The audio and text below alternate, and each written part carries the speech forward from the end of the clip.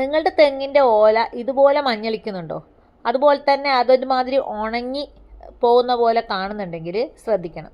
ചിലപ്പോൾ ഉണ്ടല്ലോ ഇതിൻ്റെ കൂടെ തന്നെ മച്ചിങ്ങ പൊഴിച്ചിൽ ധാരാളമായിട്ടുണ്ടാവും. പിന്നെ തെങ്ങിനൊരു വളർച്ചയില്ലാത്ത പോലെ സ്റ്റണ്ടഡ് ഗ്രോത്തും കൊല പൊട്ടാൻ കാലതാമസം ഒക്കെ ഉണ്ടെങ്കിൽ ശ്രദ്ധിക്കുക. നമ്മൾ കാണാതെ തന്നെ നമ്മൾ തെങ്ങിനെ അറ്റാക്ക് ചെയ്യുന്ന ഒരാളാണ് കേട്ടോ അത്. കോക്ചേഫർ ബീറ്റിൽ എന്ന് പറയും, വൈറ്റ് ഗ്രബ് എന്ന് പറയും, വേരുതീനി പുഴുക്കൾ എന്നൊക്കെ പറയുന്ന വിഭാഗത്തിൽപ്പെട്ട ആൾക്കാരാണ്. ഇത് പ്രധാനമായും തെങ്ങിൻ്റെ തടത്തിലാണ് കേട്ടോ കാണുക.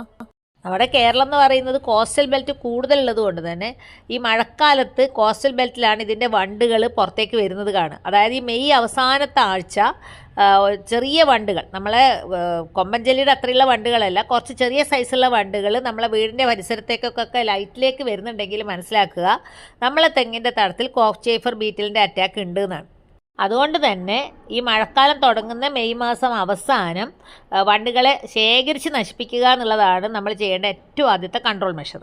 ഓരോന്നിനും ഓരോ സമയമില്ലേ, അതുപോലെ തന്നെ കോക്ചേഫർ ബീറ്റിലിനെ പിടിക്കാൻ പറ്റിയ ഏറ്റവും നല്ല സമയം എന്ന് പറയുന്നത് മെയ് ലാസ്റ്റ് വീക്കാണ്.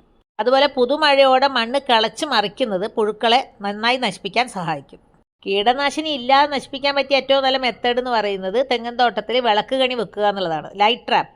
അപ്പോൾ വെളിച്ചത്തിലേക്ക് ആകർഷിക്കപ്പെട്ട് വരുന്ന ആൾക്കാരാണ് ഈ കോക്ചേഫർ ബീറ്റിൽസ്. അതുകൊണ്ട് തന്നെ മെയ് ലാസ്റ്റ് വീക്ക് ഈ സമയത്ത് ലൈറ്റ് ട്രാപ്പ് വെച്ചിട്ട് കോക്ചേഫർ ബീറ്റിലെ പിടിച്ച് നശിപ്പിക്കുക എന്നുള്ളതാണ് ഒരു തരത്തിലുള്ള ചിലവും ഇല്ലാത്ത കൺട്രോൾ മെഷർ. അല്ലെങ്കിൽ എന്താ പറ്റുക, നമ്മൾ മനസ്സിലാവില്ല തെങ്ങിൻ്റെ വേരാണിത് ആക്രമിക്കുക. പക്ഷേ സിംറ്റംസ് കാണുക ഇലകളിലാണ്. സ്റ്റണ്ടഡ് ഗ്രോത്ത് ഉണ്ടാവും, ഇലകൾ മഞ്ഞളിക്കും, മച്ചിങ്ങ പൊഴിച്ചിലുണ്ടാവും,